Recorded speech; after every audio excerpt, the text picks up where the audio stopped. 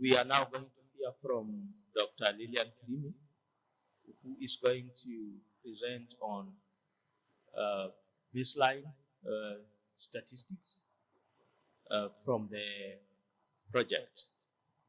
Then thereafter, Dr. Mercy Kamau is going to give now the findings on the impact of the agro-weather advisory. So Lillian, please, welcome.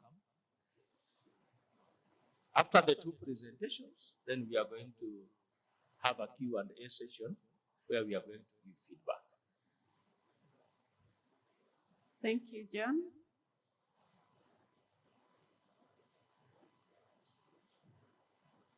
Okay. For today, as my colleague said earlier, we are going to be focusing on one of the objectives of the project, and that's on the impact of digital agro-weather advisories. And so this presentation will be in two parts. I'll start with the baseline and endline statistics, just to give you of what we found on regarding adoption of teams, productivity across 3 crop value chains: bananas, Irish potatoes, and sorghum, as well as for dairy and indigenous chicken. There are many value chains that are being prioritized in different counties, but we focus on these 5 for today. We have other results, but we just selected a few. So we'll look at the proportion of households adopting at least one team. John earlier on explained the importance of that component 3 in KSAP. And the team here, we are talking about technology, innovation, and management practice. So I'll be using that acronym quite often throughout this presentation. So keep that in mind. It's technology, innovation, and management practice. These practices will be by cluster. I'll show you what I mean about with clusters. And our focus will be also on statistics on productivity and sales. And the interest here is to look at how these have differed, how different they are at baseline and endline between control and treatment households. So I'll be quick on this, just looking at selected statistics. We have a lot, but we'll just show you on these 3 indicators. So to start us off, I'd like to some of the teams that were important for the value chains. So for banana, we had 4 categories of clusters of teams. Propagation, for example, there is a tissue culture, hardening nursery. There were several on pest and disease management. Reporting in progress. Such as the control of banana wilt, weaver control, and others. Post-harvest handling and value addition teams included improved harvesting procedure, packaging with banana leaves, and also production of different products such as the flour and chips. Then we had agronomic practices. Many of them you will notice they are going to be common across value chains, integrated soil management, and mulching. So with this set of teams for the banana value chain, we sought to understand how adoption of these teams was among the farmers that were growing bananas. And what we see is that at the baseline, the only significant difference we noticed between treatment and control households was the adoption of agronomic teams. So we find that in that case, that we had a higher percentage of the control households adopting agronomic teams, but for the other teams, there was no difference between the control and target households. But when we come to the end line, we see no statistically significant difference. So then what we observed at the baseline faded out when we come to the end line, in a way to think that then the treatments were catching up in terms of proportions of households adopting the teams. Next is Irish potato teams. Again, these are classified into different groups. Propagation teams. Again, I won't read through all of them. I just want you to appreciate what these were. Propagation included rooted apical cuttings, technology, tissue culture, and aeroponics. We had post-harvest and value addition practices. Agronomic practices are also there, and a lot of practices as far as pest and disease management are concerned. So how did adoption look like at baseline and endline? So the proportion of households that adopted at least one team for Irish potatoes, we had significant cases when it comes to agronomic practices, pest and disease management, as well as propagation, where the proportions adopting were higher among the treatment households compared to the control ones. But when it comes to the end line, we find that the cases for agronomic and pest disease management, those differences disappeared, except we had almost the same difference in percentage when it comes to adoption of propagation, both at endline and baseline. For sorghum, we had a lot of practices that were classed under the agronomic category, including variety selection, recommended planting, weeding, and thinning, and such practices. Some related to post-harvest and value addition, including use of threshers and dryers, and also pests and disease control that included also use of biopesticides. And looking at the adoption for this at baseline and endline, so we found that at the baseline, we had a higher proportion of control households that were adopting the post-harvest and handling and value addition teams for sorghum. So we had a higher proportion here compared to the treatment. But at the end line, we found significant differences between treatment and control households for all the categories of the practices or teams. And we found that treatment households, the higher proportion of treatment households were adopting those categories of teams compared to the control group. So that's about teams. Now let's look at the differences in crop productivity.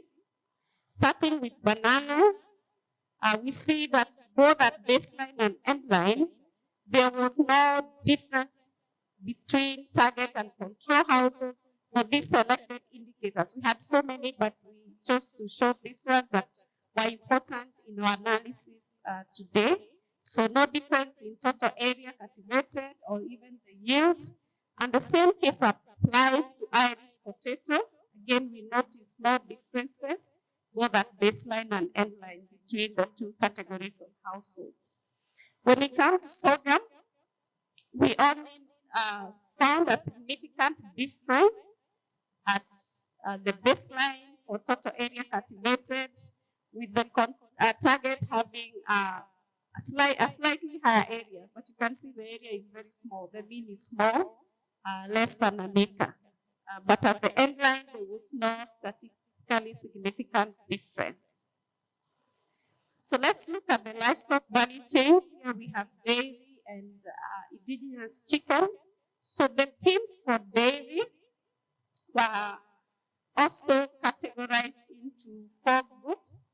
Most of them, as you can see, were the feeding aspect. Then we had a few on disease and pest management, some on breeding, and then value addition. And looking at the adoption, we find that at the baseline, the proportion of households that were adopting value addition for dairy was larger among the control households compared to the treatment ones. At the end line, that difference disappeared.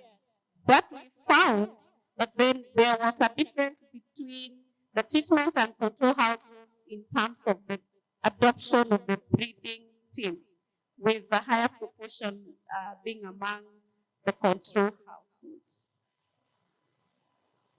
For indigenous chicken, again, we had several teams from breeding to pest and disease management, feeding, and use of information. This was unique for chicken. There were quite a number of apps that were important for the value chain, the indigenous chicken value chain.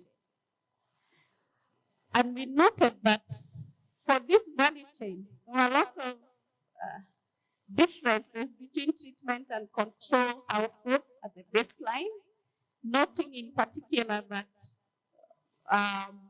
for adoption of information as well as breeding and pest and disease management, we had a higher percentage among the control households adopting those teams, and the reverse was the case when it comes to feeds and feeding.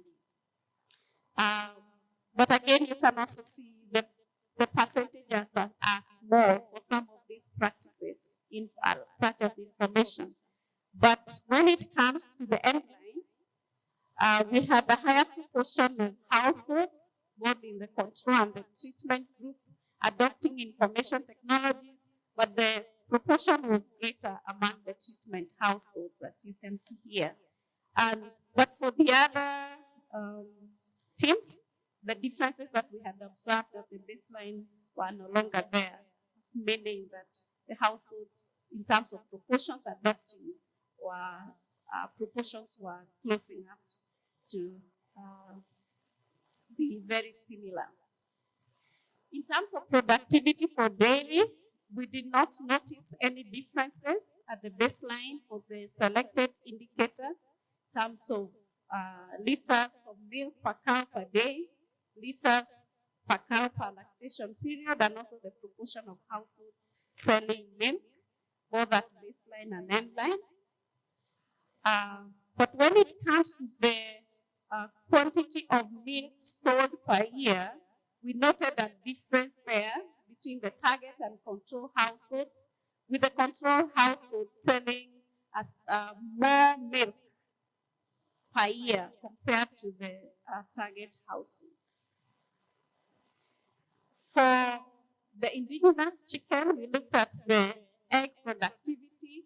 Again, we had three indicators there: the number of eggs per chicken per year, number of eggs per household per year, and also the proportion of households selling eggs. And there was no difference between treatment and control households, both at baseline and endline. The sales, the amount of eggs sold as well, and the proportion of eggs sold, there were no differences at baseline and endline. Now, to summarize what I have just shared, is that we see these descriptive statistics show instances of significant differences between treatment and control households at baseline and endline for some indicators for the selected value chains that I have shown, the 5. But just to emphasize that these results show simple differences. We've shown the test of means between control and treatment households, but these results do not in any way indicate any impact. And to show if the observed changes in those indicators can be attributed to the project, CAISA project, then we need sophisticated tools to capture the impact. And I think Professor Mills did a good job earlier in the day in introducing the methods and questions related to the impacts that we expect to find, and how to go about capturing that impact. So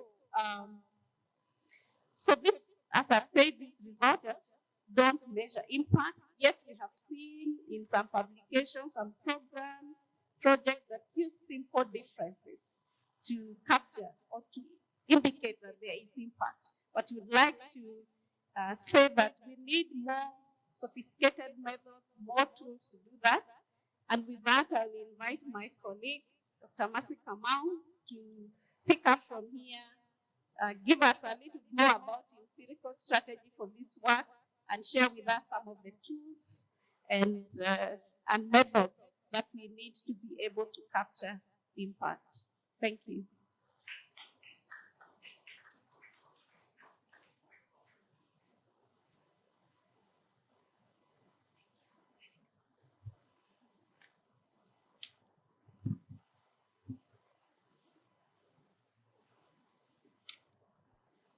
Thank you, Dr. Kiremi, for taking us through the statistics and showing what the numbers are saying, and the emphasis on maybe doing a little bit more so that we can really know whether the change that we are seeing is actually as a result of the intervention.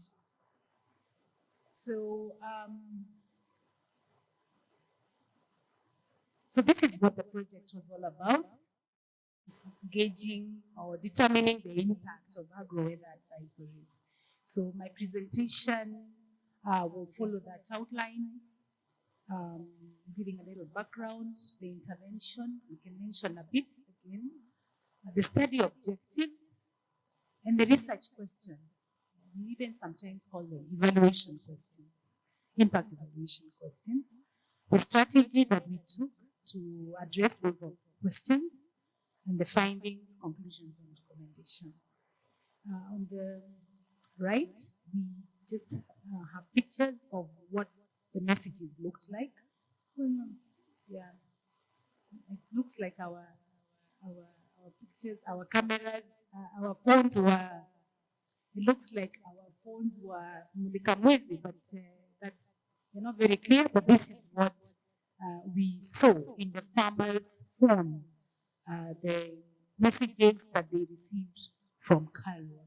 So you can see Calvo written there. We actually verified, and you see that. So we talked about KSAP intervention. KSAP, when you hear KSAP, there's Calvo there being the lead, and there's KMD, consortium being highly involved in this. I'll not go back to that because we already mentioned that in my earlier presentation. So the first thing maybe we need to look at is on the impact pathway, for these agro-weather advisories. How was that going to happen? How was the change going to happen? So you see our timeline there. This is time, starting from time when you have agro-weather advisories delivered to farmers. So that's where we are starting as our output. You can say that's the time 0. And then what happens is that the farmers will receive, and they'll be exposed to the agro-weather advisories. And they have a reaction to that. And so probably they'll give their feedback, as you saw from the KSAP presentation by John, that there was a call center where farmers would actually give their feedback, and in other ways where they could give their feedback. And so they are reacting to that. But when farmers receive and they're exposed, we say that the capacity of the farmer is increased because now he knows more. He has more information from the advisories that he has received from the project. So the capacity, the farmer interprets, understands, asks questions, and makes decisions based on the information that he receives. There's a decision that the farmer makes. And then what we expect is that there will be a behavioral change. Farmers will take action based on now the realities, the weather realities, and the advice is given through that message. He could adopt the teams, he may plant, he may do different things, but there's a behavioral change. There's something that he will decide to do or not do. And then we're talking about a season, within the season, because these messages were within a season. It is not a year long, except in livestock, of course, it's a year long. And then because of that change, because of the decision he's made and the action the farmer has taken, then we can see that the losses related to that weather variability are reduced. And he will take adaptation strategies. He will undertake adaptation strategies to make the household and the value chain more resilient. And we expect greater productivity and things like that. So this is the impact pathway. What we have not shown and will not show in this instant is the assumptions that we are making. We're making many assumptions. So we'll not talk about the theory of change, but this is part of it, just showing that is the way the change would occur as we envision that. And also looking at the results framework in the PAD. So still from KSAP documents in interaction with KSAP, the expected outcomes, the planned outcomes were, from the whole project actually, was increased farmer access to agro-weather advisories, and then increased farmer adoption of value chain specific terms. This is technologies, innovations, and management practices. So for that, we were looking in line with the project, the proportion of farmers adopting at least one team. But what we did here, we looked at a team category. Dr. Kerini has just been presenting propagation teams, breeding teams, feeding teams, information teams. So those are what we called categories, and we looked at adoption of, within inside there, adopting at least one team. We also looked at number of teams adopted. That was not part of KSAP planned expected outcomes. That was our own interest. We thought that was interesting to see within that, whether we can see the number of teams we were adopting. And then the other major one is increased productivity, and for that we're looking at the yields. And I think there was sales. I don't know why it's not here, but we looked at sales. We looked at sales. That was not a KSAP indicator. So that is the background. So what is the rationale for this study? The impact study of agro-weather advisories. So first of all, we said climate information services are very important, but there is little evidence on the impact of CIS, and specifically weather information. And the few studies that we found, most of them are focusing on farmers' uptake as a sign that there's some impact, so adoption, uptake, not received. And the role of weather and climate information services is to inform farmers' adaptation strategies. Yeah? So they take it up, and then it informs changing behavior. And because of that, we see some other outcomes. In the previous slide, I showed the outcomes. Yet there's little evidence of it. Yeah? So and then there was, we saw where there were estimates of impact. They provided indirect estimates. Indirect means that they used information on uptake to model expected yield changes. So we think these are gaps. So and then of course the existing channels focused on, then at that point they were talking about conventional channels of agro-weather advisories, the bulletins, radios, workshops, and things like that. But they had not looked at the digital agro-weather advisories.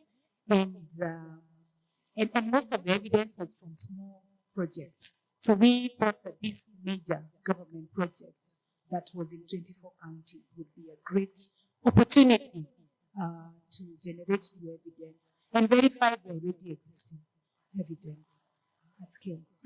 So the objective of our impact study, so the ones that I'm going to present results shortly, the objective is to assess the impact of exposure, exposure to action-based agro-weather advisories on farmers' adoption of technologies, innovations and management practices, and productivity. And here we also added sales for the livestock. And we did this by comparing outcomes in the households that received SMS with agro-weather advisories, that's what we call the treatment or target, to outcomes in households that did not receive SMSs with agro-weather advisories. And those are the ones we are calling the control group. And to guide us, we have research questions, or we can call them evaluation questions, to guide what we need to do and the methods. So these are the kind of questions, when you have an intervention, these are the kind of questions you want to ask yourself. A development project or program where you expect to change farmers' lives or changes within the value chain. So the first major question is regarding farmers' access to agro-weather advisories. And the first question was there a change? Was there a change in farmers' access to agro-weather advisories? And this first question. And then the next one is, did digitalization and other attributes of agro-weather advisories, remember I said the language, the localization, value chain specific, there were various things apart from digitalization. Did it result to greater access to agro-weather advisories? And then there was an aspect of heterogeneous access, is when you look at the gender, poverty and other things and ask questions. I want to say that this question on heterogeneous access, we have packed them, and I'll be telling you at the end why we didn't address these questions, but we'll discuss why. So we focused on these two, and I want to say that the question number one is what Lillian has just been showing us. Was there a change? So many times we see a change, and so this is what it is addressing. But I think Lillian was saying that when you see a change, it does not necessarily mean that it is as a result of, the interventions of the program or the project, right, or the policy. So whenever we see change, it's not necessarily, does not mean that there was impact. So those are questions regarding access to agro-weather advisories. We have another set of questions regarding uptake of teams, that is the behavioral change. Was there change in farmers' uptake of teams? This question, again, addressed in the statistics that Dr. Keremi has presented. The other question is number two, and is what is of interest in this study. Was there a change in uptake of teams that can be attributed to exposure to agro-weather advisories? So we looked at the decision to adopt at least a team, and then the intensity, how many teams were adopted. And then this question on whether there was heterogeneous. Oh yeah, and then the question three, what are the other drivers? Because we know there are the other factors that cause change, particularly because we were not able to do a randomized control trial, the one that Professor Mims was referring to, where we control other factors. So there are other factors that explain the change in uptake. So we're asking what were they? Then this question on heterogeneous uptake, we don't address it, but we will look for an opportunity to do that. And then lastly, impact on productivity and sales. Was there change in productivity and sales that can be attributed to exposure? And then what else explains changes in productivity and sales? And then the question on heterogeneous effects, which I'm seeing, we have not addressed yet. So those questions are critical. It's good to have to be clear. And those are the kind of questions we want to ask ourselves when we have a development program or intervention or a policy. Yeah?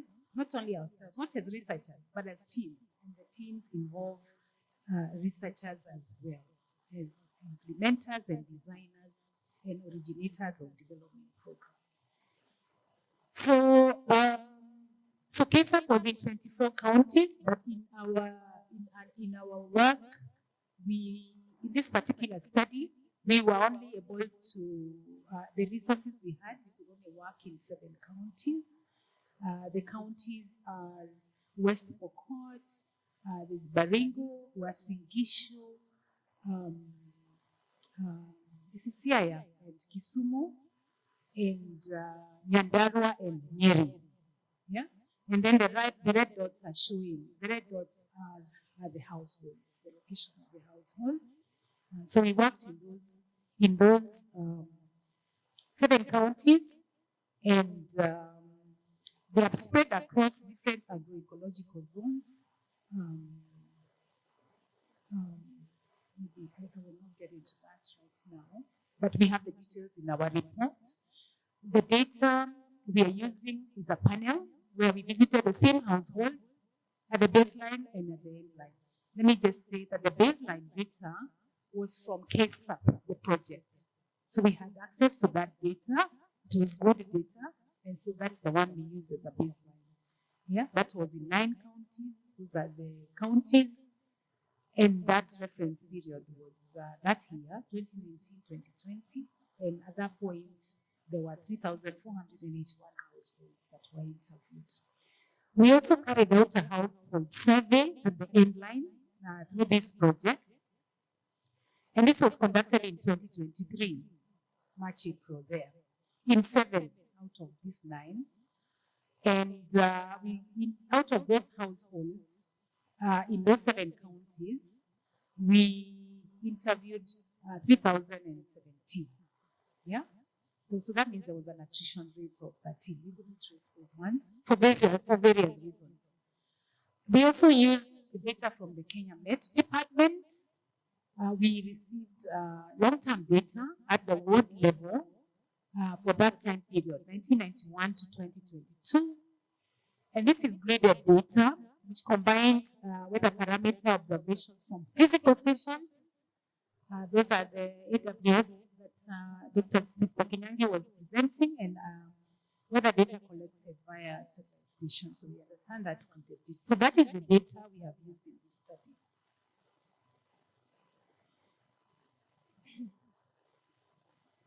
So to be able to measure impact, not just to see the change, we need to estimate the counterfactual. What is our comparison? We need that. It's very essential. It's the one that makes a difference between just seeing a change and knowing whether you can attribute it to the program. And so it asks the question, what would have happened in absence of the program? So we compare. We have a comparison group, which is called the control. So in many cases, we cannot be able to have a good control, a control group that is a good comparison. National programs where everyone is eligible, like the universal health care or the school feeding program, everybody is getting it. Or programs where participation is voluntary, or where you can't exclude someone. Or like in our case, within KSAP counties, it was difficult, but then I'll tell you what we did. And then the other question is, can you just look at those who are in the program? Means they are enrolled to be beneficiaries and not beneficiaries. In this case, we say we get a selection bias, and those estimates cannot stand. They are not rigorous. So we cannot really just compare, like the baseline, the statistics that Lillian was providing. Can we use before and after, looking at the beneficiaries before and after, comparing the same individuals before at the baseline and after? We say many other things. The problem with this is many things change and happen over time, and that could be causing that change. So, and the same reasons. When you have enrolled group of individuals that were enrolled in a program, there are those who will choose not to enroll. And there's something about that group that is not enrolled that is related to the change that we see. They may be poorer, there's something about their characteristics that they may not even be able to see that causes them to not be enrolled. And so that one is related to the outcome we see. That makes our observations biased. Yeah? Bias. It will lead to biases in both before and after enrollment, and that's what we see. So I can't look just at the plain plain changes that we see from comparing those two. So this is a toolbox. We call it a toolbox of impact evaluation methods. So if you have a program and you're commissioning a study, this is the reference point. You can ask what your consultant or the research academics or others are using. This is a toolbox. We have the golden standard. It is a randomized assignment. It's an experiment, actually, where you randomly assign people to case a project, for example. And we know that we didn't do that. So we were not able to do that. Everybody. Those who did not receive, it was not a random allocation. So we didn't do that. So we can't use the golden standard. So we have instrument variable approach, discontinuity, design. This one is where you have a good criteria. There's a cutoff. So you might say this program is only for those who have at least an acre or a hectare and a certain crop. And so anybody falling below that is cut off, or above that is cut off. And so it becomes a good comparison. And then the difference in difference and the matching. So there are those three ways of doing it. And so how do you choose what to use? Because you have to make a choice. So it is the choice of the method, we call it the treatment effects estimator, is influenced by how you assigned the program to the treated. Remember we did do a random one. So here already we said there's a problem because it wasn't random. Farmers were not, or groups were not allocated to case a project randomly. So already we have a problem in terms of endogeneity. There's some intrinsic characteristics of those who are not in the treatment group that would influence the outcome. And then there's something about compliance to treatment, where those who were in the beneficiaries group, did they receive their growth advisories? And did those who were not in the treatment receive their growth advisories? These are things to do with compliance. And maybe let me talk briefly about compliance. So the way we envisioned the CASA project assignments, so we had a target sample drawn from CASA areas. Remember, they were in 24 counties. And even in the 24 counties, we have groups in some wards that benefited from the CASA project, micro project grant, and they also received advice from contracted service providers. That's the micro project and contracted service providers. They also received an SMS, these agreed advisories. And then their control sample, drawn from non-CASA areas. Non-CASA areas are in the same counties, but in wards that were not included in CASA wards. So those farmers did not receive these benefits, or were not supposed to receive these benefits. So you have those farmers in CASA areas and farmers in non-CASA areas. And if they were compliant, then you would have farmers in CASA counties receiving, all of them receiving their growth advisories, and in the other areas maybe not receiving. But what did we find at the end? So what we did, because we were not very sure about who was receiving and who was not receiving, we asked verifying questions. And the question we were asking at the end-line survey as researchers, we asked them farmers whether they belong to a group that benefited from a micro-project grant, from CASA specifically. We also asked whether they received agricultural advice from a contracted service provider. We also asked them whether they received agro advisories through SMSs and specifically from CALRO. Yeah, so we asked that question because we also have descriptive information of where else they were receiving information from. And so this is what the scenario that we have at the end line. The scenario at the end line is that if you look specifically at whether they received agro-weather information, agro-weather advisories from CALRO, yes, no. We have yes, they received, or another group, no, we did not receive. So in the target area, CASA areas, these people, yes, they received. These are the ones who say they complied. But there are others who did not receive non-compliance. In the non-CASA areas, there are those who did not receive, and this is what we are calling compliance. But there are others who received. Yeah? And so with this situation, then it left us with one choice. Yeah. But before that, let me say that the sample that is compliant with the assignment, yeah, um, these are technicalities. The compliant ones exclude this, and compliant ones includes these ones that received and they were not supposed to receive. Yeah. We're not supposed to receive in a study, in an impact evaluation sense. I know the program is supposed to be rolled out to everyone, but remember we started with a team, with a group of farmers at the initial that were targeted.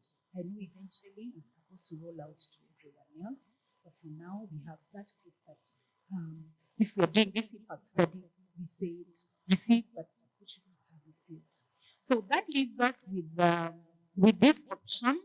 Remember we said there's a menu, there's a whole toolbox of impact evaluation tools. And so we have this instrument variable approach. Yeah. Fixed effects means we use the panel and it controlled for several factors. It controlled for that endogen, that selection problem. And the instrument variable approach considers the possibility that individuals' decision to participate in the program or to participate in receiving agro-weather advisories may not have been random but had an underlying cause. Yeah, it is suitable. It's also suitable for estimating effects of the program where there is partial compliance. So it controls for that underlying and observed motivation to participate in the journey, but it also controls for this partial compliance. Because if we do others, if we use the difference in difference or the regression discontinuity method, and with partial compliance, that means we are including in our estimates even those who did not receive agro-weather advisories. And that would water down the impact estimates. So we didn't want that. So we focus only on those who received agro-weather advisories. Yeah. So not everyone followed the assignment. In the case of farmers in the treatment group, we have received and simply ignored it. We know farmers ignore, or they deleted the message from their phone, or it was crowded out by spam messages. The other reason is that, farmers can, these are reasons for non-compliance. Maybe they're a bit technical for this, but it just means there was non-compliance.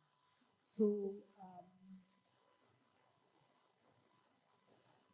our model, this is just the one that I'll show you before we talk about findings. I think that background was important.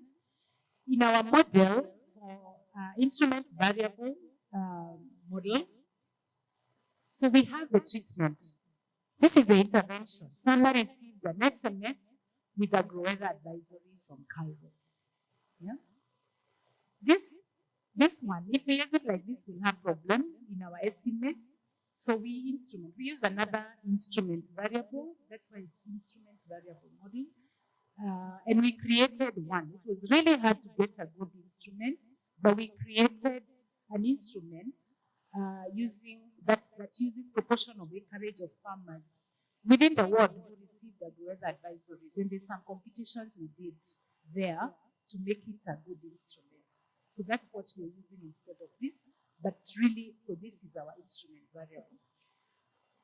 For the outcomes, as I said, we looked at the changes that we are looking at. This adoption of a team. We have some music from outside. Adoption of at least a team. We have productivity, the yield, and we have sales. And these are important. We said there are other drivers of the change that we saw. Or the change. We need to control for this in our model. Control means just we will include them. So to see also what their contribution was to the change that we have seen. And so this was really important that we included. Remember, we asked farmers whether they were in a group that received a micro project grant from KSAP. So this is what it means. That it's a yes or no. Were you in a group that received a micro project grant? So we controlled that, and it shows the effects of other interventions by KSAP. We also included wealth, fertilizers, and then we have included rainfall shocks because the agro-weather advisories taking care of the changes that occur within those changes, the variability in the weather, with rainfall, temperature, and other things that are changing within the season. However, they really do little in terms of a real shock, and here we took the rainfall. Negative rainfall shock means they receive much less rain compared to the average. Two standard deviations, and positive rainfall shock means they received more rainfall than average. So we've controlled for that. Well, we have included to see whether above weather variability, which is addressed by advisories, whether the shock then would also cause the changes or would contribute to the changes. So what our model looks like. I'll call my colleague John now. As I take some water. I don't know. Please, this is a point at which I take some water, and then we'll talk about so that all of us are alert now to receive the findings. Asante.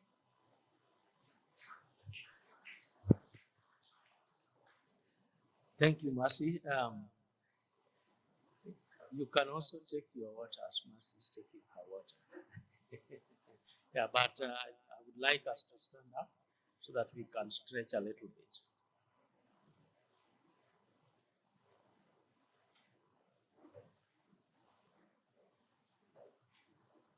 Okay.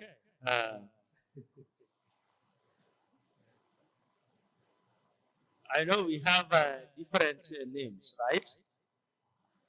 So I would like you to write the first letter, the first name, your first name using your head. Okay, let me demonstrate. My first name, I think, is John. So,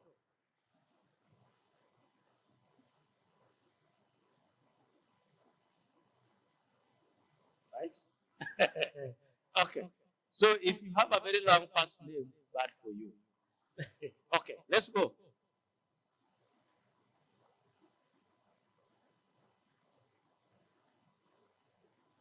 Okay, great. Oh, okay. Okay, now you can use your right hand. Not like this, the entire hand.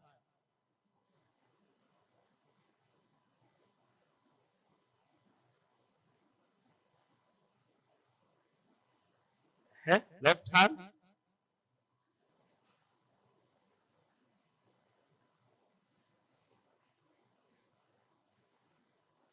Okay, great. Now, use your whole body. Okay. Okay, use your waist.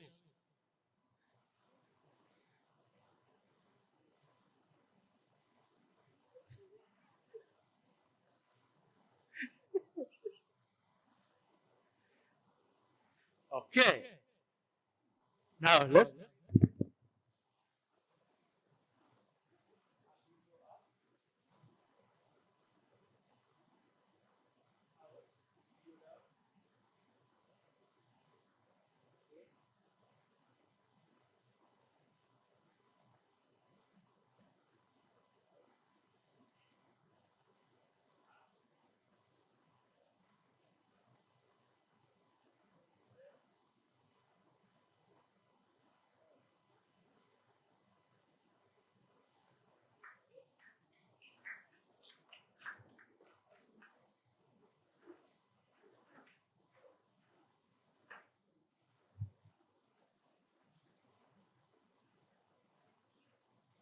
Thank you, John. That was a good break. Feel more energized. So, thank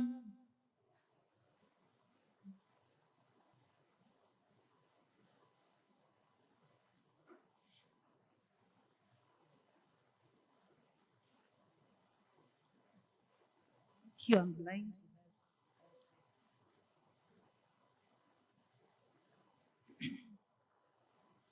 So we are going to look at the quickly. We'll try and go quickly.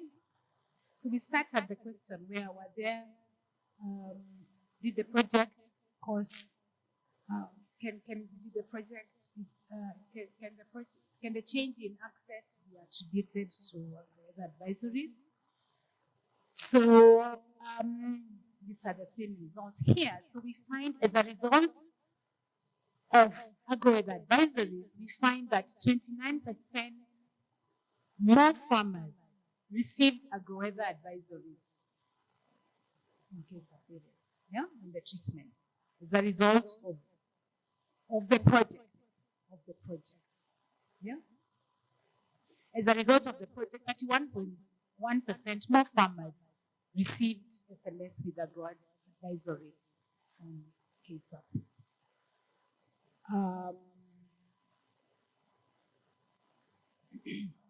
Then we also saw that those farmers received other agro-weather advisories from them. They said, you see, these are questions we asked the farmers. So they said they also received from KMD, and farmers also talked about the radio. There are farmers who could not differentiate who the source was, and it's not a source, but they say that they received from the radio. And we also saw significantly fewer farmers in the target area receiving from other, like Kaishamba, Apollo Insurance, and other, significantly lower. So this is the impact of the project. You can see 29.3% more farmers, means compared to the control, more received agro-weather advisories. And so in terms of making agro-weather advisories accessible, we find a big change there.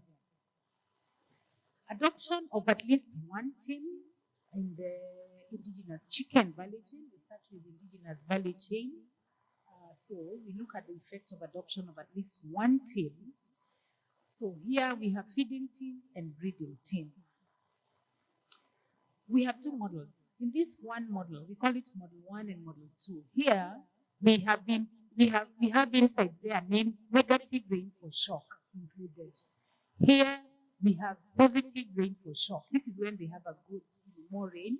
This is when there is something similar to a drought. Yeah?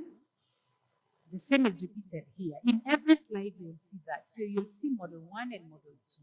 In model 1, we have included a negative rainfall shock, and in model 2, we have included a positive rainfall shock. I will tell you what this, but I want us to focus on the effect of agro-weather advisories, this blue bar chart, and the effect of the micro projects mainly. This is a KSAP micro project, and this is the agro-weather advisory, the effect of that in both model 1 and model 2. And these are the teams, feeding teams and breeding teams.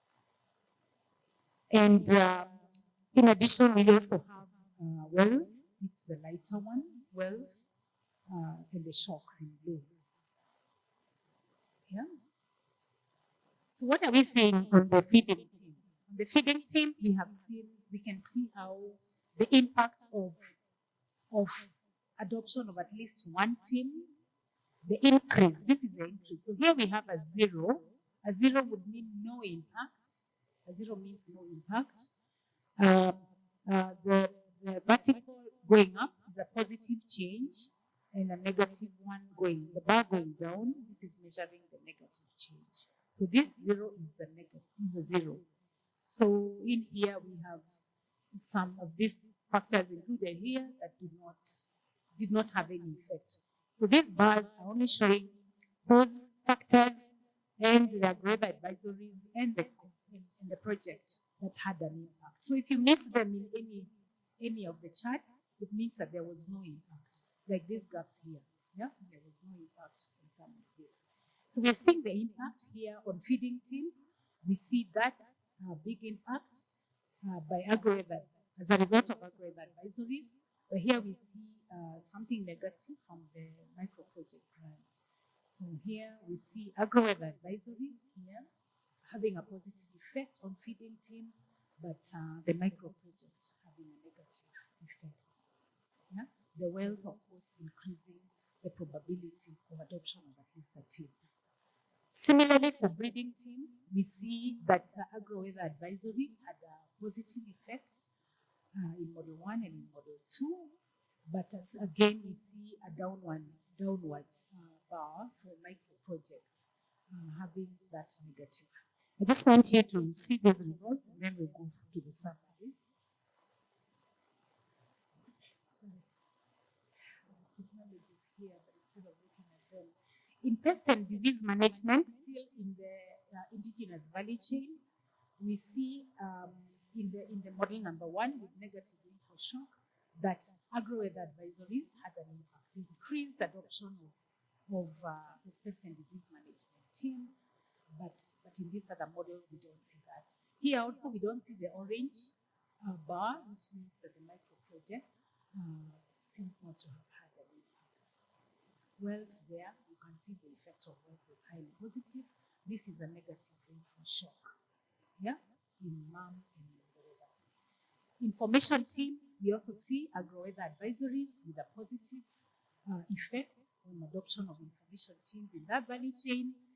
In this model, first model and the second model with positive info shocks. And also in the positive info shock, you can see the micro project grant having a positive effect and the wealth as well. Yeah.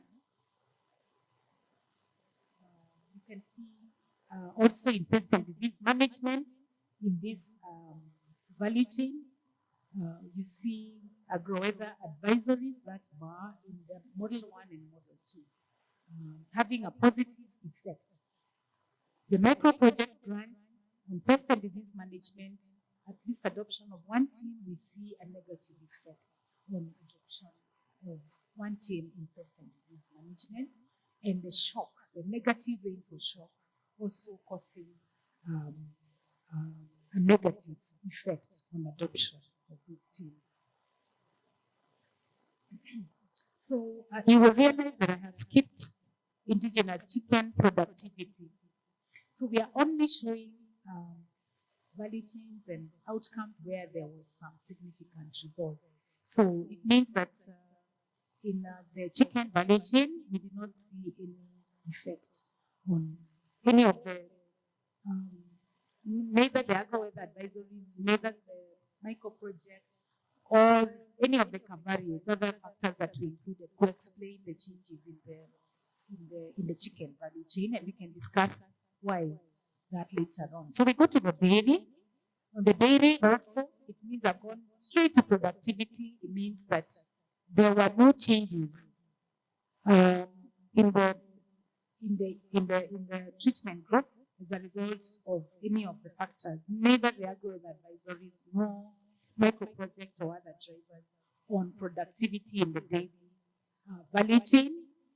No, not but on adoption of teams, but on productivity, we see that these bars, the agro-weather information, are going downward. It means that they are doing worse off than the control. Yeah, we see worse off. They were producing much lower liters, less liters than the control. But the micro project grant cost an increase in liters per cow lactation period. But the other factors did not affect dairy productivity. In the dairy value chain, we also looked at the proportion of milk sold. In the proportion of milk sold, we see that agro-weather advisories, and remember they were linked, they were together with the marketing information. We see a positive difference in adoption of milk as a result of agro-weather advisories. However, when you look at the micro credit grant, the treatments or the target group were doing worse off than the control. And this is also the wealth also costs a lower proportion of households selling milk. We didn't understand that. But this is what the results are showing. In the Irish potato value chain, we in adoption of at least one team, propagation teams and agronomic in this page, on this page. And on propagation, we see that agro-weather advisories, we see the effect making a lower proportion of farmers adopting propagation teams, but however, they seem to be highly driven by wealth. Even agronomic teams in the Irish potato value chain, we see the wealth play a big role, maybe because it is such an expensive value chain. We understand you need quite a lump sum of money to grow at least 1 acre of potatoes. So the wealth was the biggest driver. You see, these are the effects of agro-weather advisories. These are negative. In these agronomic teams, we see a positive effect of the micro-project grant. Still then, we continue with the Irish potato teams in pest and diseases and even post-harvest and value chain. We see still wealth playing the major role in determining the effect of adoption of at least one team. And here also we have the micro-project grant increasing that by 11% in the treatment. But in as far as agro-weather advisories, we're seeing some negative there. And here there was no effect by agro-weather advisories.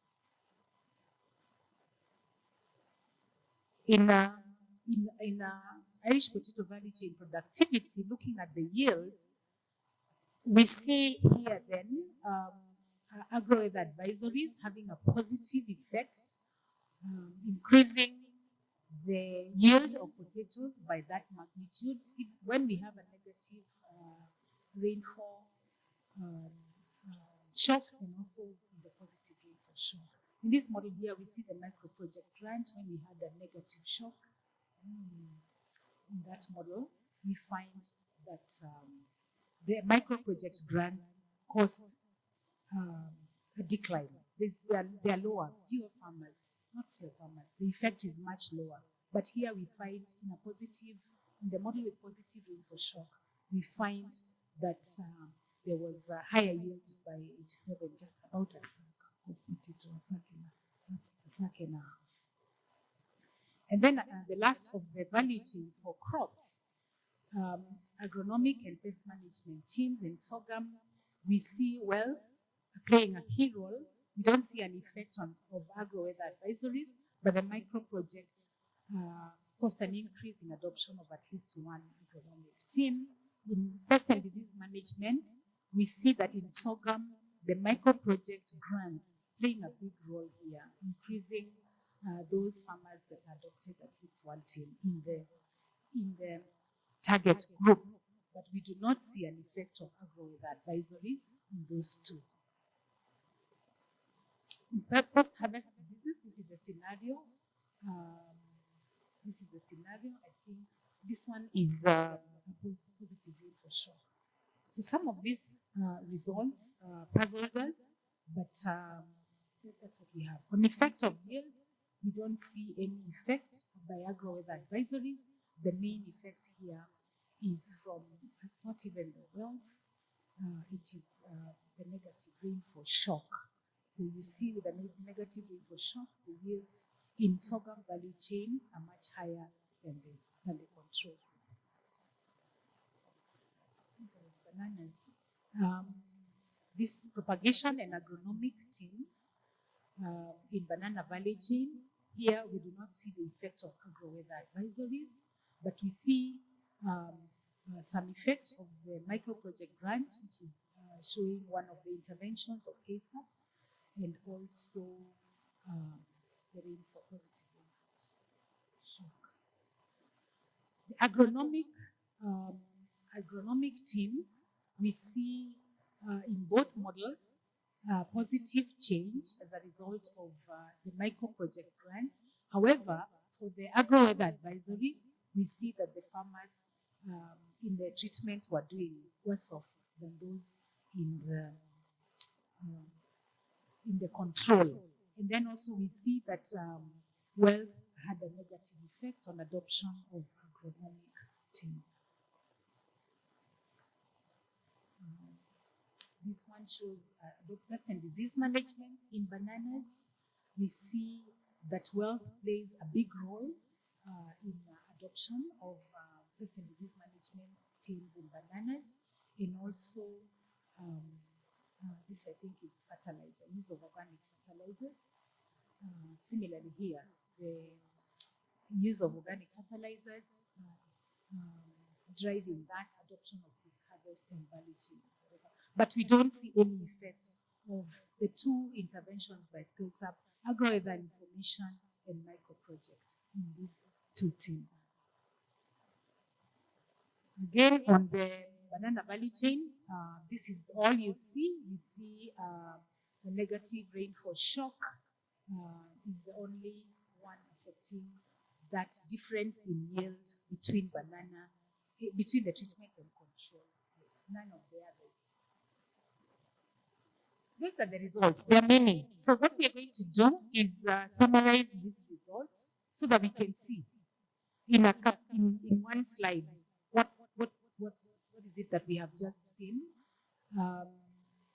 Dr. Kereni will present that going forward. She will take us to the end.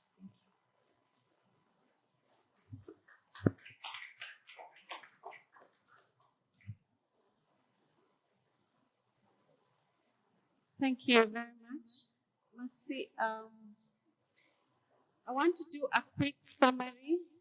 We've seen a lot of graphs. We want to summarize what we have seen. But before I get there, let me just try to recap what we have said since the first session in the morning. And we've said that literature shows that late onset of rains or even short length of seasons tend to result in significantly lower yields. And so dependable information on the probability of onset of the rains or even the length of the season are critical. That brings us to the importance of the climate information services. And our study shows that in the areas where we did the study, we had high weather variability and rainfall shocks during the period of the study. And so we are suggesting that climate information services, such as the agro-weather advisories that we've been talking about, are critical for aiding, providing farmers with information to help them make the necessary decisions. And what my colleague Mercy has just been presenting is what we did under this project, assessing the impact of climate information services using the project information from CASAF, and these services were provided by CARO, where agro-weather information through SMS. And what we have tried to do in this project or in this objective is to compare outcomes in the sample of interest of the treatment group compared to the control group. Mercy explained what was the treatment and the control group for this. And we have so many results, even from the other objectives, but just to single out one that is related to what we are speaking about today is that our results show that access to agricultural advisory services was enhanced as a result of the project. We are not showing those results here, but we're interested in that together with the second one, which is what we have shown here, that access to agri-weather advisories was enhanced as a result of the project. We saw that in the treatment group, that the proportion of farmers that were receiving agri-weather advisories was higher by up to 30%. And I now want to summarize the results that Mercy has shared. We've seen a lot of graphs where we have had positive impacts, negative impacts, in some cases no impacts. Let me try and summarize what we see. And if you remember the presentation by Professor Mills, he mentioned that the impacts can be elusive for several reasons, and we'll look at those reasons as well. But looking at all the crop value chains, the three value chains, okay, let me explain how this is working.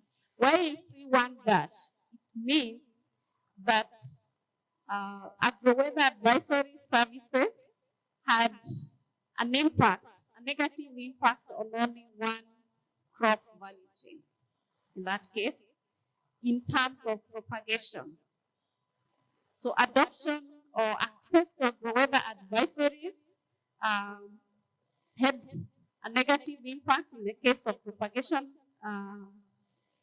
teams for only one crop, but for agronomic teams, we had a negative significant impact in terms of the numbers that were adopting for agronomic teams for two crops. I'm just summarizing for all the crops for us to be able to appreciate what type of impacts we are observing. For disease management, then this was only observed for one crop. And we saw that for model 1, we are referring to cases where we had a negative rainfall shock, but for model 2 is where we have a positive rainfall shock. And we see as well here, the results here are very similar, whether we have a negative rainfall shock or positive rainfall shock in terms of the impact of adoption of access to agro-weather advisories on adoption of at least one team for crop value chains. When it comes to micro project grant, the access to the grant, here we have positive signs indicating this was a positive impact. It shows that for in terms of propagation teams, the micro grant, when we have a negative rainfall shock in the model, increased the proportion of households adopting these agronomic propagation teams for the control treatment households. In the case where we have a negative rainfall shock as well as the positive rainfall shock just for one crop. For the case of agronomic, we have an increase in the number of proportion of treatment households adopting these teams compared to control households, a significant difference there. So the access to adoption, the access to agro-weather advisories increase the adoption among the treatment group for agronomic practices for two crops. Here I'm not indicating which crops, but just for us to appreciate what those results and trying to summarize them. There are so many, and we just want to see here what were those results of those impacts. When we look at the livestock value chains, this perhaps is here we had only two value chains. Again, we see the impact on feeding, breeding, whether it's model 1 or 2, and also information. That was, we saw a positive impact only for one value chain. While for pest and disease management, when in the model we had a negative rainfall shock, the impact of adopting the impact of agro-weather advisories on the adoption of pest and disease management was evident for both dairy and indigenous chicken.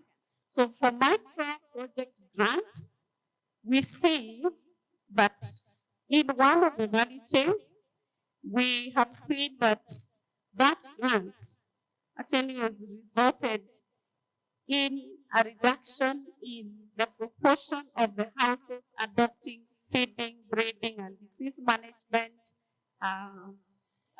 teams in the treatment households compared to the control households. So similarly for the model where we had a positive rainfall shock, we see only an effect on one of the value chain where it comes to feeding and pest and disease management. This was in terms of a lower proportion among the treatment households, but in the case of information, we find an increase or higher proportion of households in the treatment group adopting teams related to information as a result of the micro grant from the project. In terms of productivity, I think we saw clearly that most of these results on productivity were on one value chain, and that was Irish potatoes, where the agro-weather advisories had a positive impact. We had a higher proportion of households adopting, the treatment households had higher productivity compared to the control households, whether we had a negative or positive rainfall shock in the model. Micro project grant, here it had different impacts on productivity for the different crops. Remember this, I'm showing for all the crops, not indicating exactly which one. In some cases, it had a negative impact in the sense that the treatment households had lower productivity. In other cases, treatment households had higher productivity compared to their control counterparts when we included a positive rainfall shock in the model. And the results here are in terms of livestock productivity and sales. So the first row is showing the differences in terms of liters per cow per lactation period. Again, there we see agro-weather advisories had an impact on one. This is dairy, of course, it cannot be anything else. In the dairy value chain, a decline in the productivity among the treatment households. In other words, the treatment households achieved lower productivity compared to their treatment counterparts in both models. For the proportion of milk sold, then we see it was higher for the treatment households compared to their control counterparts. And the micro project grant, in terms of the productivity, it had the same impact whether we had a negative or positive rainfall shock with treatment households that received a micro grant achieving higher productivity compared to their control counterparts, and the reverse was the case when it came to the proportion of milk sold. We did not observe any differences when it came to productivity for the indigenous chicken value chain. So based on those results that I have tried to summarize, we asked ourselves this question. Based on those results on the adoption of teams and productivity, can we say then there is evidence, there is moderate evidence that the access to agro-weather advisories had an impact? Do we see an impact as a result of accessing agro-weather advisories? Would say yes, given those results I have shown, but you can see the impacts vary across the value chains depending on the types or the category of teams. We are talking about adoption of teams. We also see variation in terms of productivity and in some cases sales.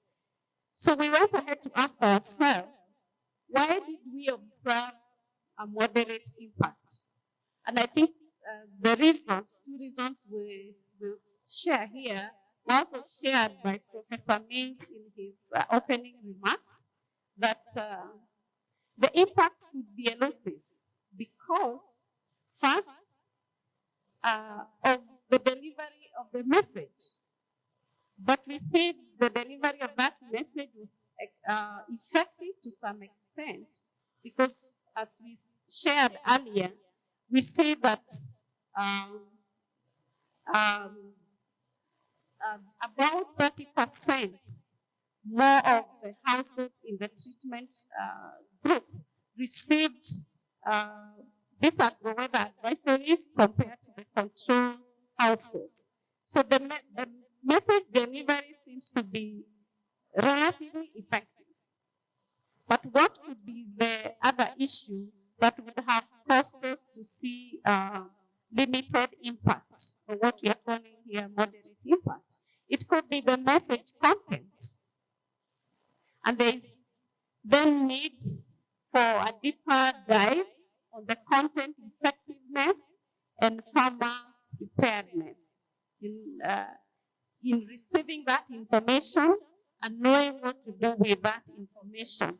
I think my colleague earlier said that perhaps some of the farmers received these messages, didn't read them, deleted them, or they were crowded by other messages. So there was also this need to think about farmer preparedness as they receive this information, and also knowing what to do with that kind of information. So to conclude, we continue with this question: why was the effect of agro-weather advisories not as envisioned? And I would say, I'll be repeating some of the things that we have said, but some farmers, the first reason would be on the issue of delivery, message delivery. So though we see farmers in the treatment group, a higher proportion of those farmers receiving these agro-weather advisories, it's possible that those farmers were not receiving the messages because they did not allow promotional messaging services on their phones. Some of this information we got from some of the qualitative surveys we did. In some areas, we had mobile network challenges that affected the delivery of those messages. And so those challenges increased the likelihood that farmers did not receive the messages. And in that case, then, there was an issue of non-compliance. You were expected to have received a message, you did not receive it, so you didn't fall into that category that we would have assigned into compliance group. And I think my colleague explained those categories early on. But apart from just the message, the delivery of the message, the content of the message is also important. Some of those messages we noted were very generic. So it was difficult to use that message to help a farmer make a decision more effectively. Some of the messages captured themes that farmers were already using, were aware about. Some have been using them and have perhaps dismissed them. They're not using them anymore. And the other question that the other issue that could have affected that content is whether after a household or a farmer receives information about the importance of a team, whether there were other factors that could have constrained that farmer or that household from using that information.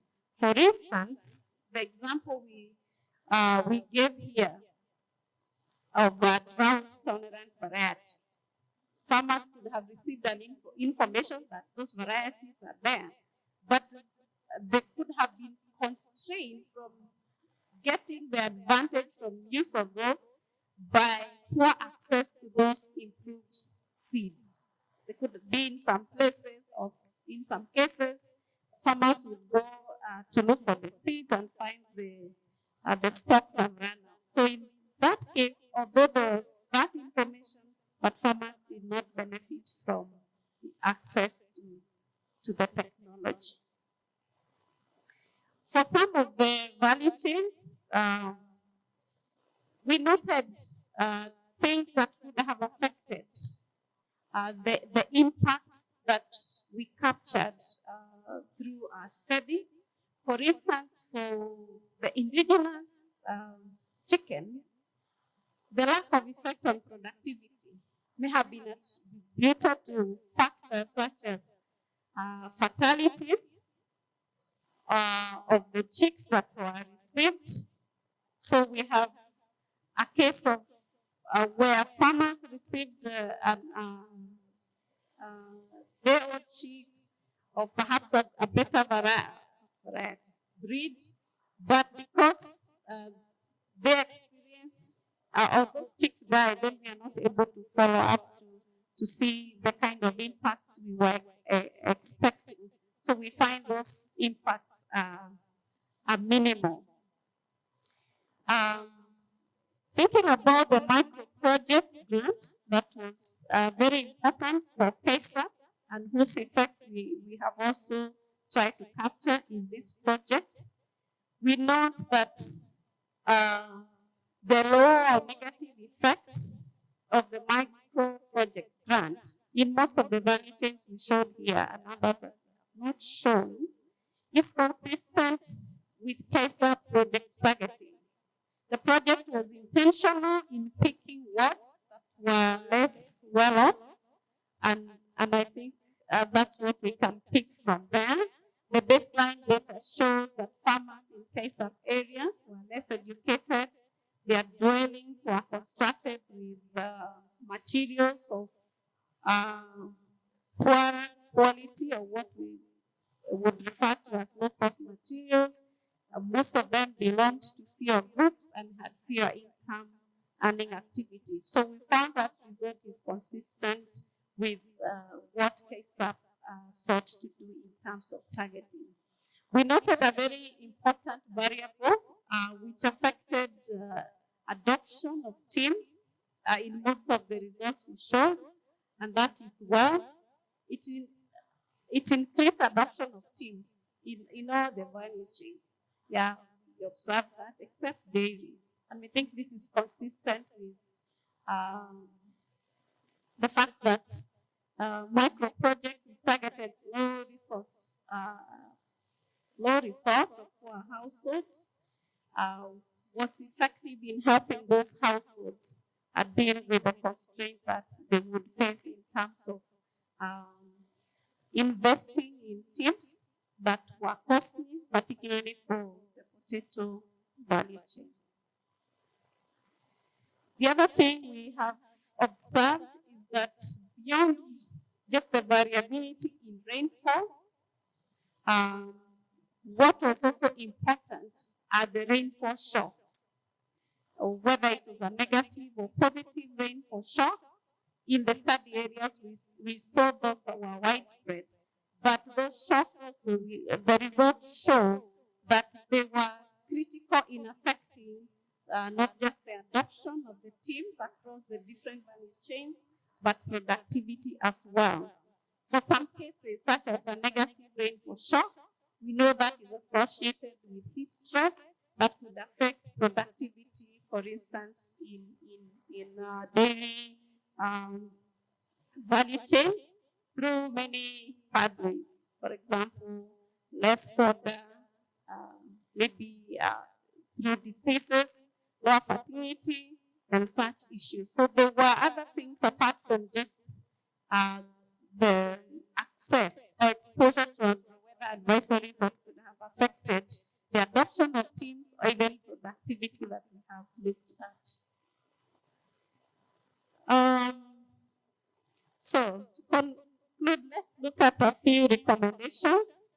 I had said I was concluding. Yes, I have, but let me give you a few recommendations. So in terms of climate information services, now looking at what we have presented today and generally what we've done in this project, I think we started earlier by saying that in this project, we see agro-weather advisories had a modest effect, and we found this is in line with findings from other studies. But this, we want to emphasize, does not negate the importance of the service. Climate information services are important, as we have said, because they have the potential to empower farmers, including the small-scale farmers. When we think about farming being climate smart, we need to include these farmers to benefit from this climate information science or services that can help them mitigate the risks that they face and enhance their resilience. We did a study within this project on willingness to pay, and we showed that farmers were willing to pay for the climate information service or the agro-weather advisories that we are talking about here. But one of the things we need to think about, even though there is willingness to pay on the part of the farmer, is to identify a sustainable funding mechanism that will make this service accessible to many farmers. Although we can generate revenue from farmer subscription, that subscription we know that it may not necessarily meet the full costs of the information that we want to deliver to the farmers or we want farmers to receive. So that can generate revenue, but it will not meet the full costs of that service. And so we thought it's very important as we are thinking about a sustainable funding mechanism that we pay attention to smallholder farmers that could be left out if we introduce a subscription fee that they may not be willing or ready to pay. In the study we did, although we are saying farmers were willing to pay for it, it's not all the farmers in that study that showed a positive willingness to pay. Of course, that willingness to pay differs by different socioeconomic characteristics, but we are not showing here that information today. But what we want to emphasize is the importance of ensuring that service is available to farmers, including those who do not have the capacity to pay. But given what we have shared today, in terms of the design and implementation of similar programs, we want to emphasize the need for a deeper dive on the message content effectiveness. And some of the things that would make the delivery of the content be better so that we have farmers receiving the information as we intend it to be, and perhaps working or using that information to make decisions would include things like having a feedback loop that allows interaction with farmers. So through that, we can encourage farmers to read the messages, to respond to those messages, and making that engagement more interactive than just a one-way messaging service, and we don't get to know whether the farmer received the message or they received it, they didn't read it. So if we have an interactive, a feedback mechanism, that would help in terms of ensuring that this message is received and the farmers act on that message as expected. But we also think that higher frequency messaging and specificity of messages, as opposed to sending farmers generic messages, would help in distilling the content and enabling farmers to act on the content, and so would have a greater impact of the exposure or access to the weather advisories. I think we've said we need to pay attention to that message. What exactly do we want to tell the farmers? Would we need to bundle that message with additional information, not just telling farmers this will be the weather, this is the kind of plants you need, the crops you need to grow, and maybe start planting at this time. So pay more attention to the message. But close monitoring during implementation is important, because that's where I think we can catch some of the issues For example, whether the farmers are even reading those messages. Are they responding? And if they are not, then how can we encourage them to respond or to act on these messages? Or even to, when we monitor during implementation, we can see how to make that message delivery better, how to make the content better so that overall we have an effective service to the farmers. So recommendations for decision and policy making.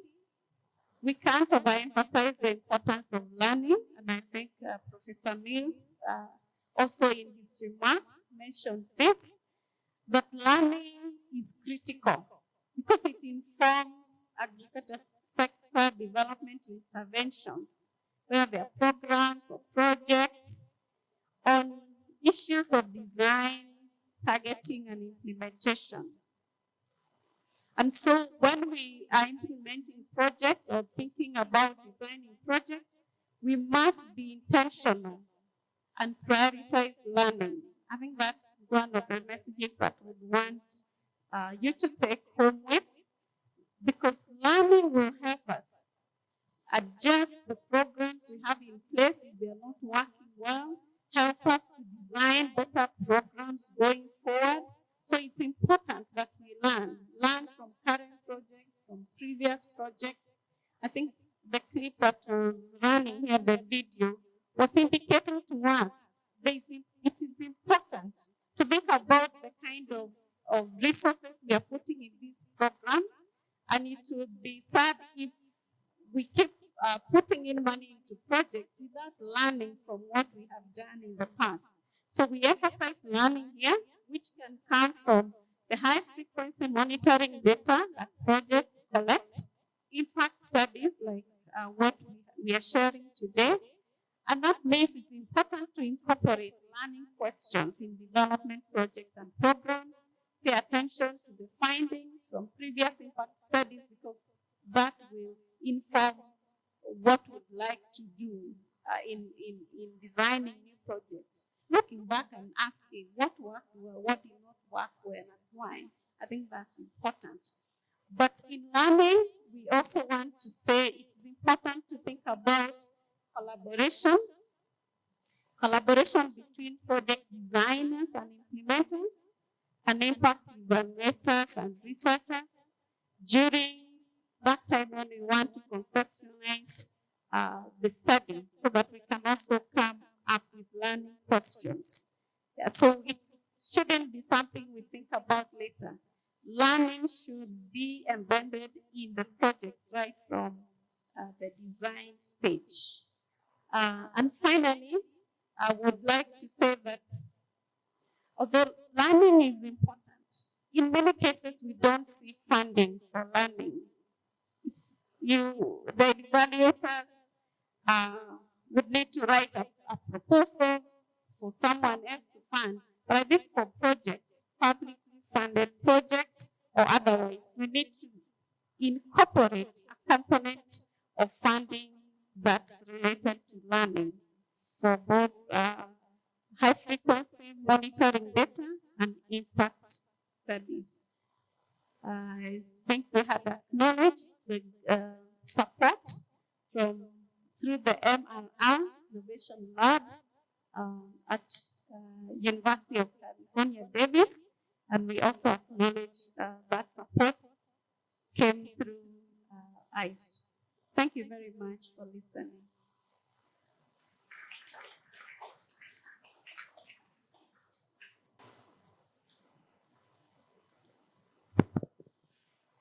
Thanks, Lillian.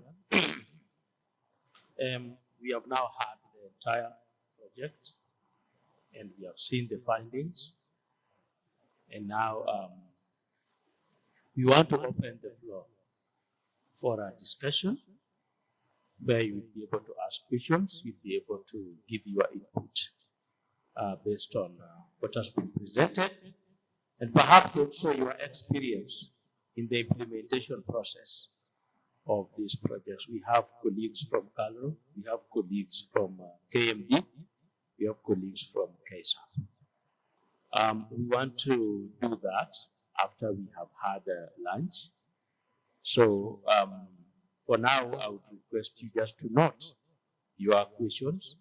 When we come back from lunch, it's going to be an open plenary for that kind of discussion. So it's going to be a very important one, because this is where we are going to get feedback to beef up on some of the recommendations that we have provided here, and also to learn from one another what has been happening. This information was collected from farmers that have also been presented here. So please, let's go for lunch, then come back and ask questions and discuss.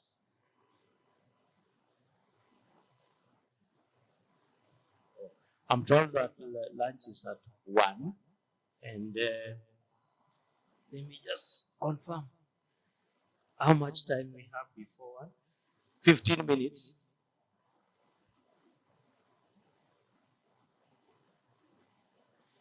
For those 15 minutes, we can start the discussion by taking some of the questions that you may have. We have had presentations all the way from the morning until now, and feel free to ask any question, be it clarifying question, be it questions on the findings, be it a comment, or be it a suggestion. So we should have another mic, please, but this one will also be going round. So we can take a batch of them, and then it's going to be responded to.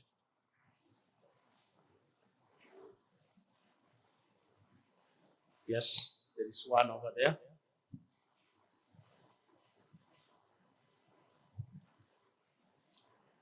Good afternoon. My name is Eric Chue from Precision Development. Just to really thank the Tegemeo team for the wonderful work. Overall, whatever you came up with resonates with what we do at Precision. We basically deal in digital advisory services to farmers, and we've gone through all these kind of experiences. So in terms of on the question, I would be happy to get some clarification on the adoption part of the teams. I think you indicated that you are looking at people who adopted at least one practice. Is this general adoption, or this was the first time these people adopted this practice? Then the other bit is on the sustainability part. We know digital advisory is really scalable, but it's also evolving very quickly. Recently, we were talking of SMSs. We've done IVRs. These are voice messages that are recorded and people can listen whenever they want. But now people are now into AI, thinking of how to include real-time interactions with content, and also capability to get analysis of images, like to be able to look into pest and disease issues at the farm level. So my question is, what do we think is the role of the private sector to bridge the gap and create sustainability? Because I know funding is always limited, and also we understand from the previous study that farmers are willing to pay. So who is the right farmer are we targeting, and what aspects can be included in the models of digital advisory services to make it more relevant? Thank you. Thank you, Eric. I hope Lillian and Mercy, you have noted the two questions about the measurement of adoption of at least one team, then the inclusion of the private sector. Any other question or comment? One, yeah. Good afternoon once again. My name is Jafet Mugiro from Tegemeo Department. I think the first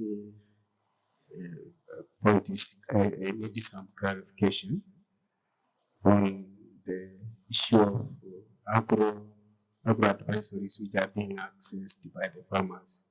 The presenter talked of 29.3% have access to the agro advisories. I would like to know, is it this number, is it those registered under CASAF to receive the advisories, or it is those registered and then those who also get access to this information from those who are registered? I think there's need for that clarification. The other thing I think I needed to understand, I don't know whether I missed it out, is on the impact of agro advisories, especially on some value chains, on propagation. The presenter talked of there was a negative, the advisories had a negative impact on propagation, pest and disease control. I wanted to understand, when I've been accessing the kind of advisories we get from, for example, Carlo, the GAP, which could advise, for example, what kind of crop variety you needed to plant, given the weather situation. So, and this information is informed by the climate information that is informed by the prevailing weather situation. So, how is this going to impact negatively? On the contrary, I expect when I get the right information and the right crop variety from the expert, then I'm going to make a good information. I'm going to make informed decision as a farmer and plant the right, for example, the right variety. When I get an advisory, I want to have excess precipitation. If I had planned to, for example, control pests and diseases in my crop, I will postpone that until a time when, for example, we do not have much precipitation, which would wash away the pesticide. So I didn't understand that part. I'm sorry, that's my part. Thank you. Thank you very much. Swali lingine.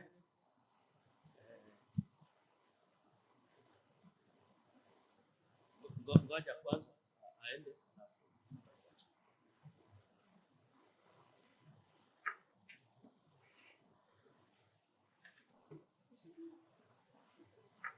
Thank you for the opportunity, and I'd like also to take this opportunity to thank Tegemeo, that's Mercy, Lillian, for the presentation and also the findings that we have just gone through. So I also had some questions before, but we discussed in a certain forum with Lillian and Mercy, and we had some clarifications on some of the issues, though maybe we have to have an opportunity to answer Mr. Migiro. So mine is just to maybe on the recommendations to request Carol to liaise with KMD in the county levels, where we have our county directors of meteorological services, because we might be having more farmers who are reaching this climate information without being captured by the Carol team. Because when you come to the county level, our CDMs, that is the county met directors, they downscale the information to the county levels, and also they have forums where they reach the farmers with this information. So if they can liaise together, they can be able to get the right number. Thank you. Thank you very much. Please proceed. Yeah, thank you. My name is Philip Tina, County Director of Agriculture West Pokot. Mine is not a question but a comment. First, I want to thank the team from Tegemeo for the justice they have done on this issue of the impact of the agro-weather advisories. For us in West Pokot, most of the information, the advisories that our farmers use are developed by the County Director of Meteorological Services.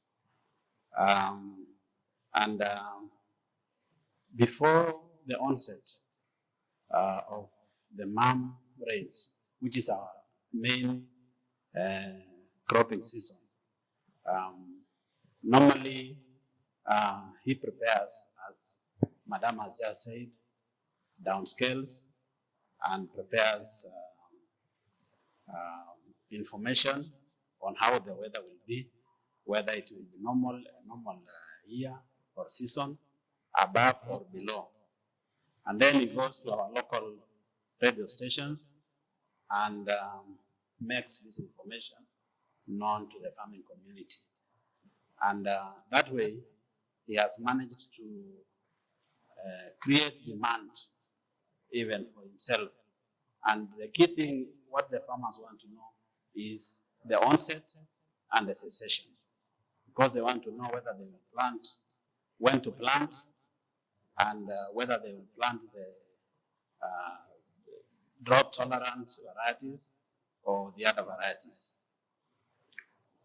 The same officer has also gone to another level where he prepares weekly forecasts and gives them out through emails, WhatsApp, and these have really been very helpful to our farmers.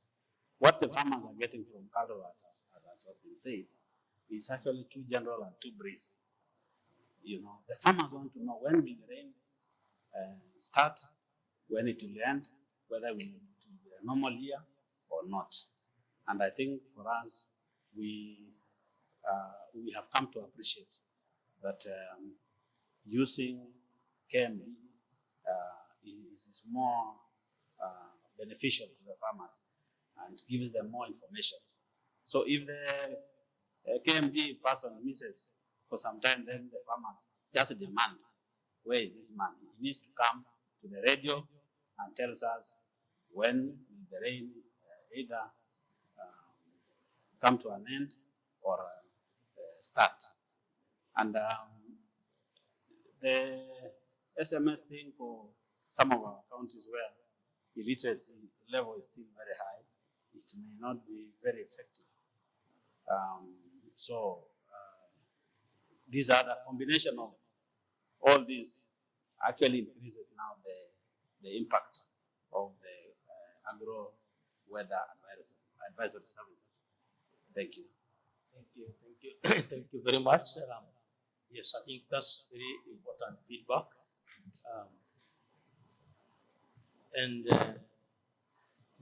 It's not a question. Proceed, sir. Okay, I remember when Professor Bradford was presenting in the morning, he mentioned that the project did not have much true control, using his own word, for control versus treatment. And I noticed during the presentation that there are instances where, let's say, the control are doing better than the treatment, and it would ordinarily should be the other way around.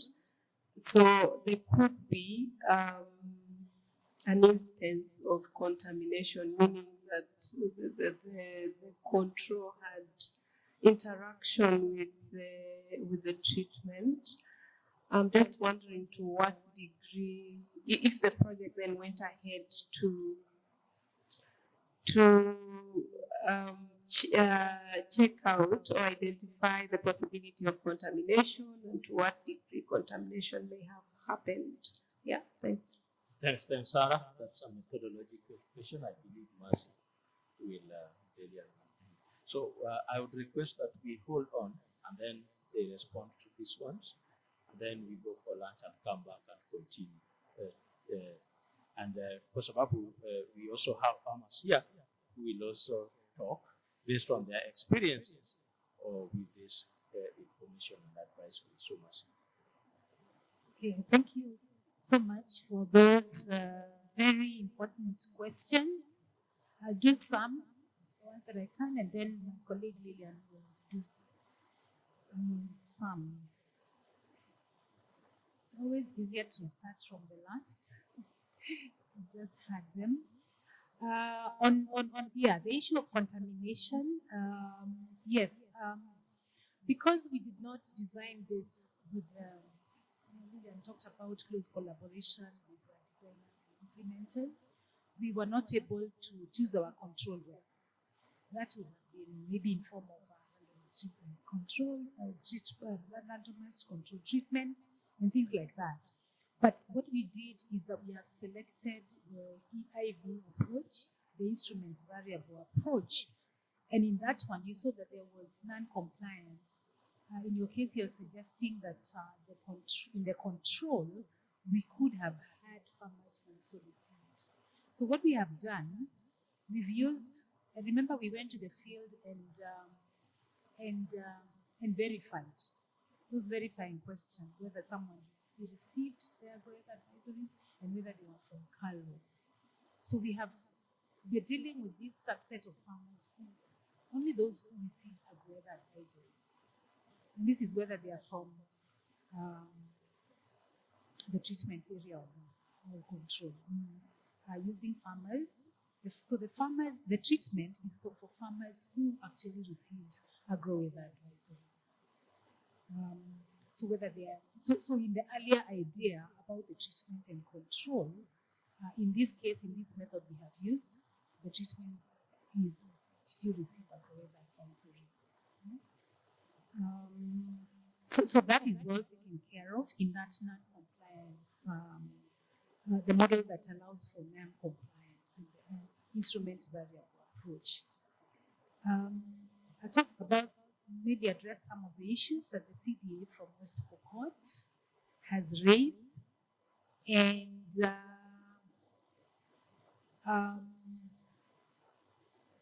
we are appreciating that the intervention by the county, and we have heard that most of the farmers in West County, the weather advisories are mainly from the agromet, the K&D department at the county level, in that you're mainly broadcasting through the radio. And hence, maybe the reason we found that many farmers also mentioned radio and K&D as a source of their agro-weather information. What we have not done, and it's good we've got that feedback, I think we can run a model that now not only excludes the agro-weather advisories and restricts it to CALRO, but also have maybe look at what it would mean if we just, because we have that information, did you receive agro-weather advisories without specifying who it is? But at least now we have seen for those that are from CALRO, this is the result that we are showing. But from what I hear from you is that farmers were receiving from K&D and at the county level, from K&D and using the radio, and we would need to look at what that impact is. Probably Tegemeo can partner with West Pokot and other areas through the advice of the K&D, where you have strong interventions at the county level. You can see whether that can be done at a later date. And I think the others were your observations, and we have had, you've reinforced some of the observations about the generality of the messages that farmers are receiving, advisories, and then how some farmers actually would not actually receive the digital agro-weather advisories because of where they are positioned. For example, in West Pokot, in the hilly West Pokot.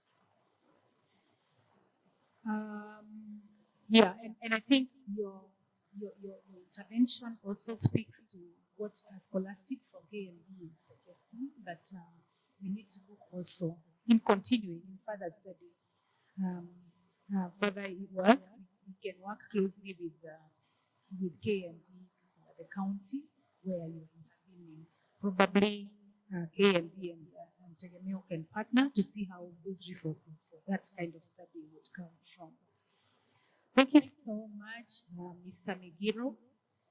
I think you've asked an important question. You're asking whether these farmers who have received agro-weather advisories are the ones that directly received the SMS, or they're the ones that received from other farmers. This study has not captured agro-weather advisories, receipts from other farmers. So you may say that, so these are direct receipts, those who actually received that information. And so it is then an underestimation of those who actually received, given that others would receive from other farmers in various ways. But this measures those that it has not measured that spillover, that would be a spillover effect. So the 29.3 is actually an add-on. It is 29.3% more farmers who received, those ones who we are now calling the treated, 29% more than those who did not receive. Yeah. So the proportion of farmers adopting teams is 29% more. Yeah. So that one is what we are calling the treatment effect. And then how could the agro-weather advisories, how could they result, or even the project, how could it result to a negative effect? Given that they are receiving the right advice. Actually, the negative or positive. Positive means that there are maybe 10% more farmers receiving, 10% more farmers in the group that is receiving have adopted that. More farmers, that's positive. And then the negative means that there are 10% fewer farmers, fewer than those who did not receive. In that group of those who did not receive, there were fewer farmers. I think that's what it means. And in terms of productivity, the positive means they got, maybe 50 kg more. That's positive. Or 30 kgs less than those who did not. So it means that the control group in the negatives, the control group is doing better, probably because of other interventions. But they also said that KSAP was intervening in areas that were relatively poorer or worse off. So that could be the one that also is bringing in that effect. And I'll let Lillian say whatever. But on this question from Eric Joe, on adoption of teams, you're asking whether are these first-time adopters or is it general adoption? I think our study is looking at general adoption. We have not looked whether these first-time adopters. However, we think that there's that element of when we're talking about adoption, whether farmers, the teams that were promoted. I think that's one major recommendation, to be more to look at the teams that we are promoting. The teams were many, as you saw from the lists. The teams were so many, and in some cases, farmers had already used some of those teams. They were not really new. So knowing which farmers have used which team in terms of when the project was being rolled out, I think that one would have affected a lot, because the teams were very many. But if you focus on a few teams, then you're able and target them to some specific farmers, then you're able to know what the effect was. So we think that was adoption. So this is general adoption, not first-time adoption. What is the role? Let's Lillian talk now and give you some her insights on this. But from the willingness to pay study, yes, we saw that farmers are willing to pay for agro-weather advisories. We also saw the price that they are willing to pay And from that, we were able to see that they can generate substantive, we can generate, or the country can generate substantive revenues. However, it will not really cover all the cost of agri advisories. The role of the private sector, we also saw that you cannot, if you do subscription, the farmers who are likely to fall off are the small scale farmers. The lower the acreage, the less willing to pay they are. And we have one of the leaflets, the one that is green, showing that information. Which means then probably the free service is very critical for our country, the stage where we are, for small scale farmers. However, the private sector, I think we think that in our paper we say that there is need, there is a niche market for higher resolution, more targeted messages, and more interaction with value chain specific farmers or other players in that. And so the private sector in that, where you charge and provide the service that farmers actually want. So higher resolution, zeroing down on where the farm is and providing more information of specifically what they want. There's definitely a niche market for that, and farmers will be willing to pay, and farmers are well off. But we also say let's be cautious as a public, the government, so that farmers, small-scale farmers, actually get information that is useful to them. But then also for that, we're saying let them not be too generic. We can go improving. So still, there's need for a sustainable funding model so that we can fund this.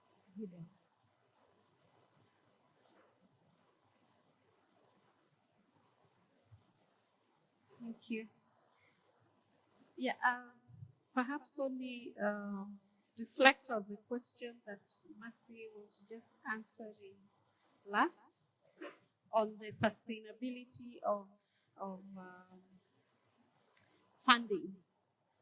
funding mechanism for access to or provision of weather advisories.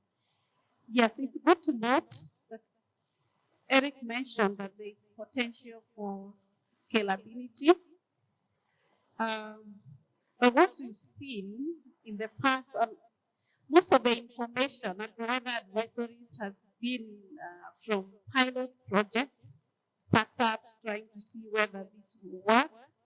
And in most cases, most of those don't go beyond pilot projects. But that study Mercy has mentioned shows that there's value in providing the information, but there's also willingness on the part of the farmer to pay. But not every farmer can pay. And that's where we need to think about sustainability beyond these publicly funded projects and programs. And you asked a good question, what's the role of the private sector? And even in those startups, those pilots, the people who are driving some of those is actually private sector. And I think we've seen if there is value, if the farmer sees value in it and they are willing to pay, then the private sector can scale up such an innovation because there is already a market for it. But how you scale that, I think, will require that as the private sector, you understand who your customer is. Of course, we always think about the small-scale farmer. We'd like them to get that information. But what our studies have shown is that they tend to get locked out if you bring up a subscription fee.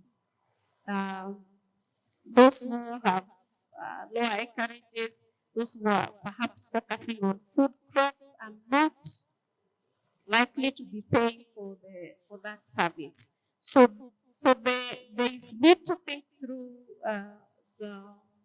your customer, who is it going to be?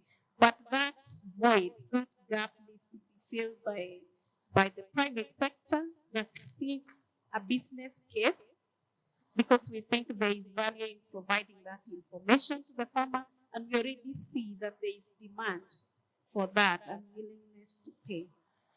However, even as we think about the role that the private sector plays, I think we need to pay attention to some of the things we already know and we have heard about here.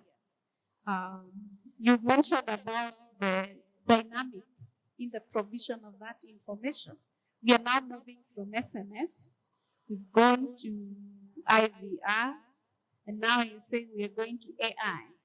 And where there are apps, a farmer will take their phone, take a picture of a leaf that has some signs of disease, and the farmer will be able to clearly know what disease is that.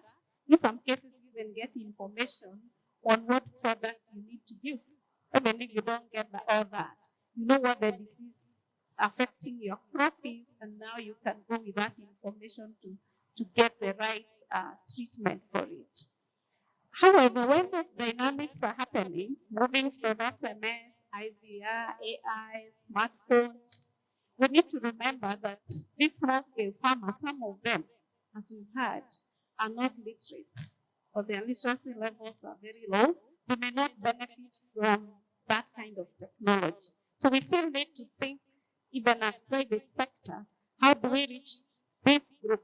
And if this group is not reached by the private sector, what is the role of the government in providing advisory and agro-weather information? The sources the farmers trust, that's a very important thing. Heard about how farmers would like the information that they get from the Kenya Met Services through the county officers, because they download that information, give it on a regular basis, including weekly bulletins in their local language and through the radio. The radio continues to remain an important channel.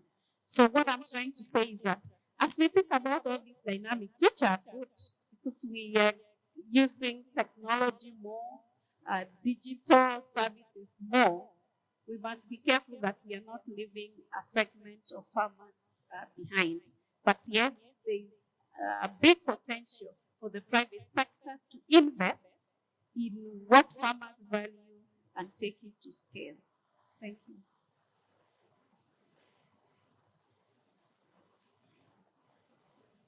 Asante sana Lilia na Masi. Sasa tunaenda kwa Mkuli na tukirudi tutaendelea na majadiliano, tutaendelea kuuliza maswali na provide suggestions also. So there is a mail card there that we are going to get from our colleague that's at the door there.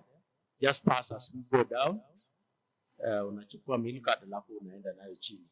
Lunch iko by the poolside, karibu na mahali tulipiga picha. So let's go there and then try to come back, possibly by 2, please. Let's come back at 2 so that we can proceed and wrap up. We have covered part of the Q&A that we were supposed to cover after lunchtime. So if we come back at 2, we will still be on time. Asante sana. Now,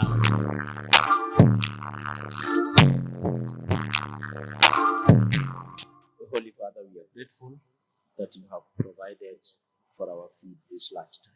We thank you for it and we bless it in Jesus' name. Amen.